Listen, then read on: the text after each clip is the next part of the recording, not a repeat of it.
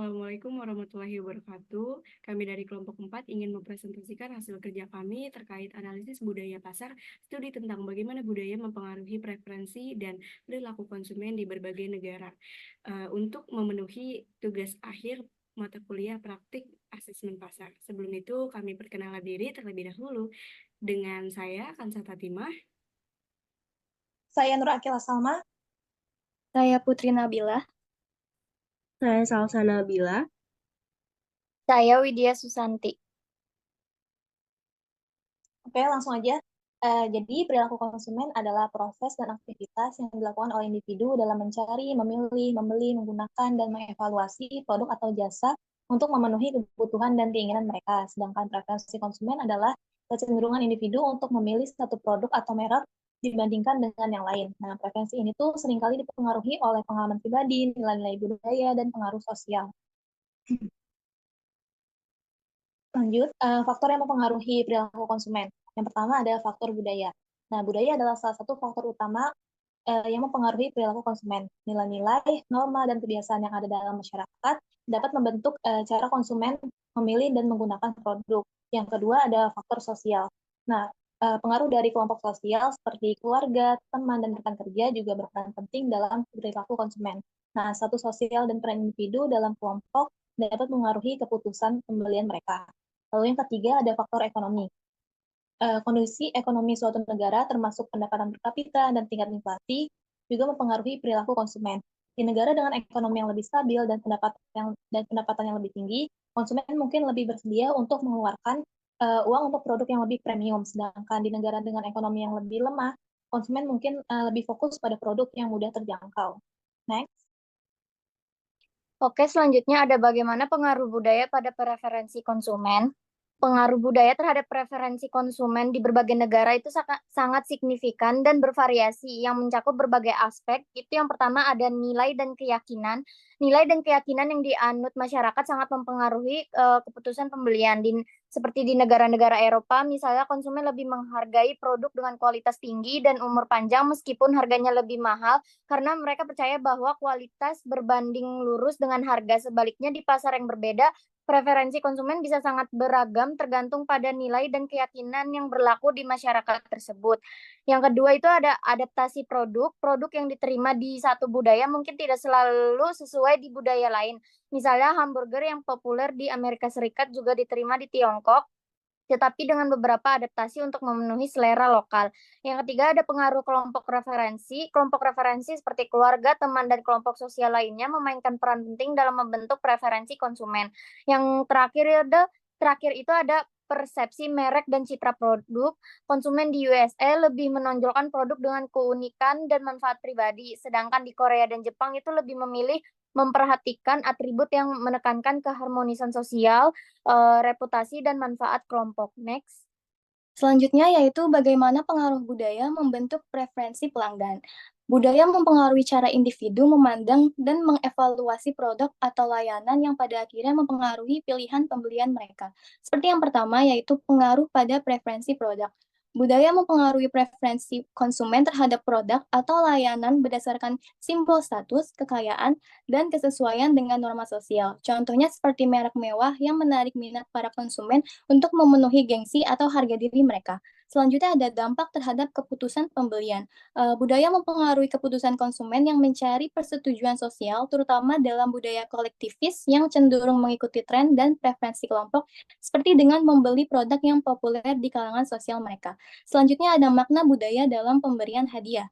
Budaya mempengaruhi pemberian hadiah sebagai cara memperkuat hubungan sosial dan menunjukkan rasa hormat yang dipandu oleh norma budaya, seperti contohnya dalam budaya Asia yang memberi amplop merah berisi uang di tahun baru Cina untuk melambangkan keberuntungan dan kemakmuran. Dan yang terakhir ada pengaruh terhadap persepsi merek. Budaya membentuk persepsi, kepercayaan, dan loyalitas konsumen terhadap merek yang selaras dengan nilai dan norma budaya. Next. Selanjutnya ada perbedaan budaya dalam selera konsumen dan preferensi estetika. Yang pertama ada mode dan gaya berpakaian. Budaya yang berbeda memiliki gaya berpakaian yang berbeda yang mencerminkan tradisi, nilai, dan norma sosial mereka. Contohnya di budaya barat, pakaian casual dan nyaman cenderung lebih disukai karena menekankan individualitas dan kebebasan. Yang kedua ada desain interior dan dekorasi rumah. Budaya mempengaruhi desain interior dan dekorasi rumah melalui elemen dan preferensi desain yang unik yang mencerminkan estetika dan nilai-nilai budaya setempat.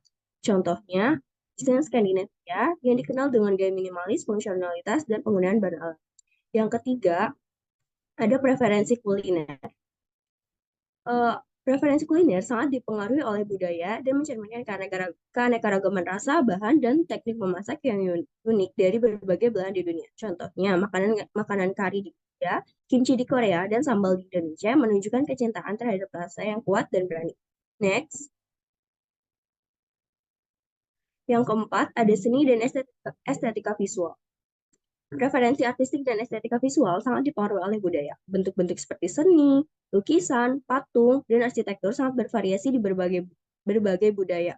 Contohnya, ada seni Renaissance di Eropa yang menekankan realisme, humanisme, dan perspektif yang mencerminkan kebangkitan minat terhadap pengetahuan klasik dan kemajuan ilmiah. Dan yang terakhir ada musik dan hiburan.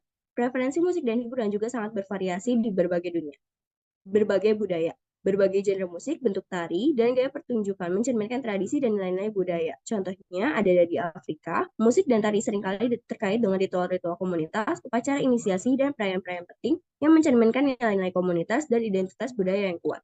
Next.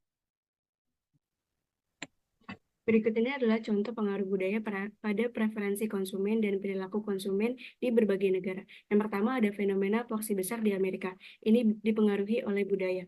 Porsi besar dianggap sebagai imbalan atas kerja keras. Konsumen di Amerika cenderung mengasosiasikan porsi besar dengan nilai uang yang lebih baik.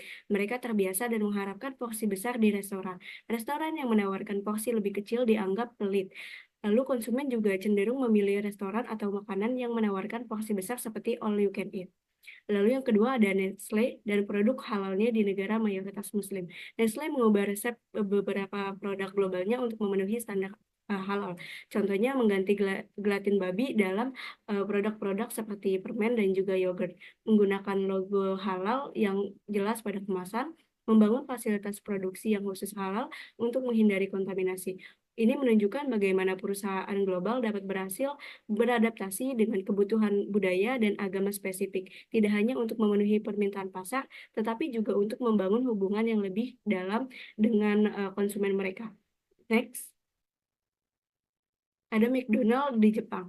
Mereka menawarkan produk yang sesuai dengan selera Jepang seperti teriyaki burger dan ebi filet O atau burger udang. Produk ini menunjukkan adaptasi terhadap preferensi rasa lokal. Mereka juga mengadopsi budaya omotenashi atau keramah tamahan.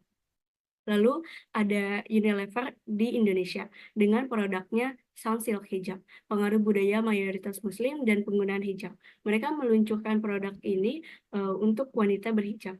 Kampanye iklannya juga menampilkan model berhijab. Next.